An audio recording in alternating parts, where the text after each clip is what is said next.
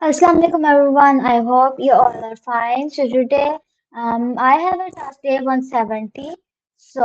And today's topic is Earth. So without wasting our time, let's get started. I will choose Maya. Hi, what's up? Hey Maya, what's up? Not much. Just hanging out. Mm, Ready for whatever you've got on your mind today. Okay, so Maya, today I will ask you a few questions about the Earth. So are you ready? Ready. Hit me with your first question. So my first question is, what does the word Earth mean and where does it come from? That's a great place to start. It actually comes from the Old English word ortha, which basically just meant ground, soil, or dry land. It's kind of funny because most of our other planets are named after Roman gods, but Earth is the outlier. It's just named after what we're standing on. Okay. So how did What's next on your list? ancient civilization view the Earth? It varied a lot, but for a long time, many thought it was the center of the universe. Some saw it as a flat disk floating in a cosmic ocean, while others imagined it resting on the back of a giant turtle or an elephant. It's wild how they tried to make sense of the world without any satellites, right? Do you think they were just Yes. guessing? Or was there something else driving those beliefs? I guess it's a bit of both. It was probably a Okay. mix of what they saw with their own eyes and a lot of storytelling to explain the gaps. What else do you want to know about the Earth? Like uh, I have to like Bye. question with you. So from that you will I'm still answer here. me and then I got that what's Earth and that. Okay, so my next question is, why is Earth unique among no known planets? You're right. The list continues. The biggest thing is definitely the water. We've got these massive oceans of liquid water on the surface, which is pretty much a requirement for life as we know it. Plus, our atmosphere has the perfect mix of nitrogen and oxygen, and we have a magnetic field that acts like a shield against solar radiation. It's kind of like Earth has the perfect set of conditions that just happen to align. Do you think we'll ever find another place exactly like this? Maybe. Okay, so my next question is, what role did maths and religions play in explaining Earth's origin? Wait, did you say maths and students? Origin. I think you Origin. might got it, the origin. Wait, let me make sure I've got this. Are you asking about the origin of the Earth, or are you talking about something like a biological organ? Yes, It feels organ. like we're on a roll.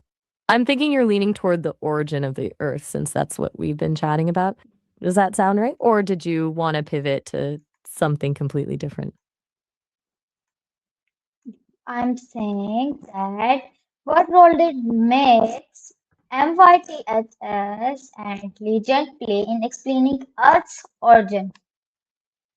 Oh, myths and legends. They're basically the first science projects humanity ever did. Before we had telescopes and physics, people used stories to fill in the blanks. You've got the Norse believing the world was made from the body of a giant, or various creation myths where a divine being just spoke the world into existence.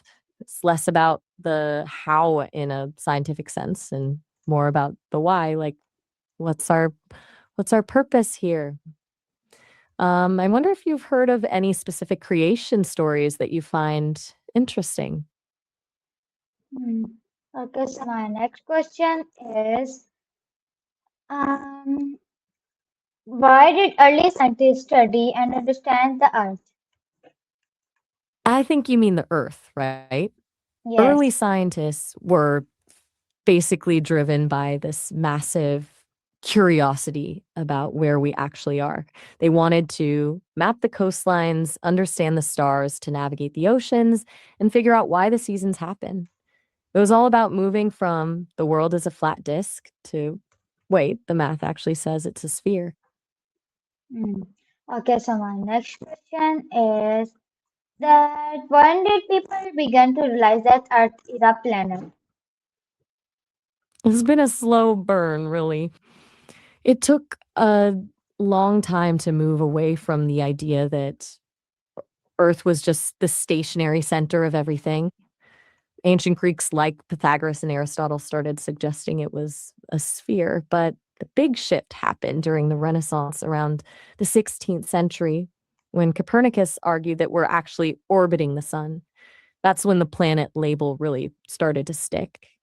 Do you think it's a bit humbling to realize we're just one of many rocks spinning in space?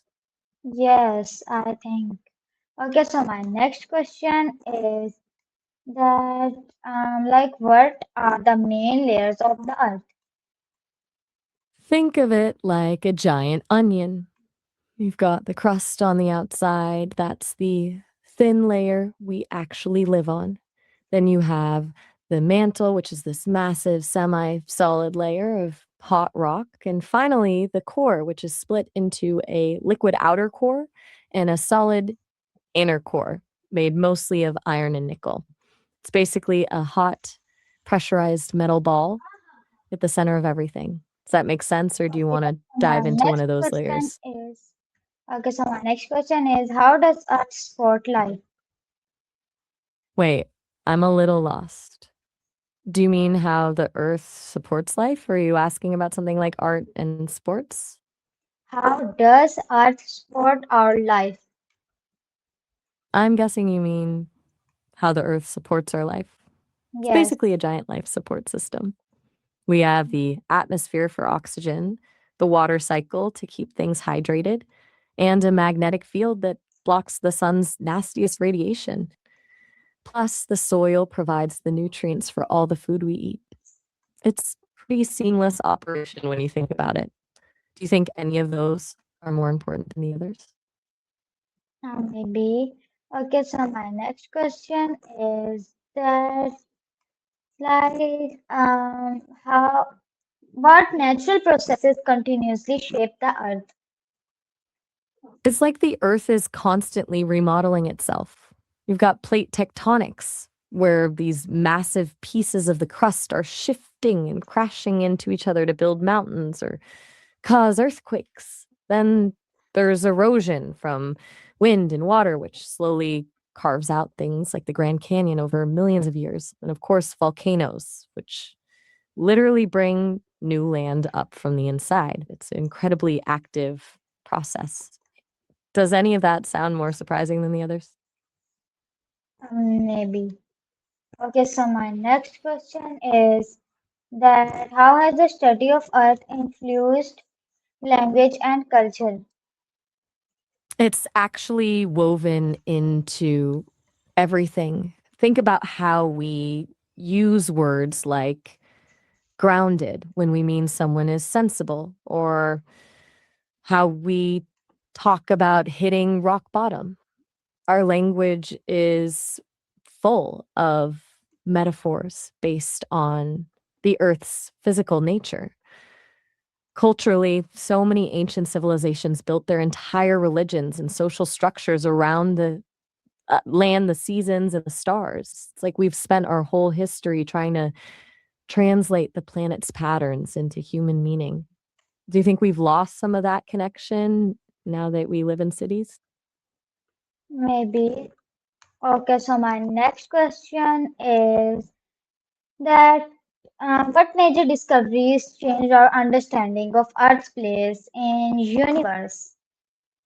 Oh, there have been some absolute game changers. First, you've got the shift from thinking the Earth was the center of everything to realizing we actually orbit the sun. Then the discovery of plate tectonics in the 60s really explained why continents look like they fit together like puzzle pieces. And more recently, finding water on Mars or other moons completely changed the way we think about where life could exist. It's basically a constant process of realizing we're a lot smaller than we thought, but in a much more interesting neighborhood. Does any of those feel more surprising than the others? Maybe. We'll take So that as my a maybe. so my next question is that like how do different languages differ to Earth?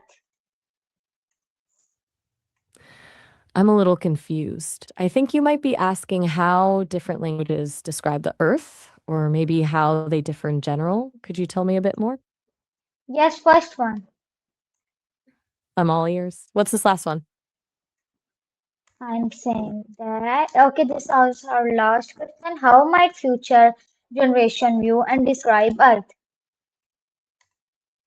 That's a deep one to end on.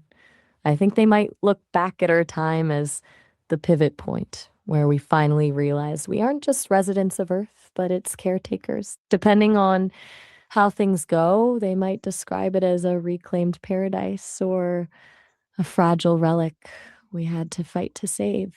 It'll probably be a mix of awe at the natural beauty we still have and a bit of confusion at how we almost messed it all up.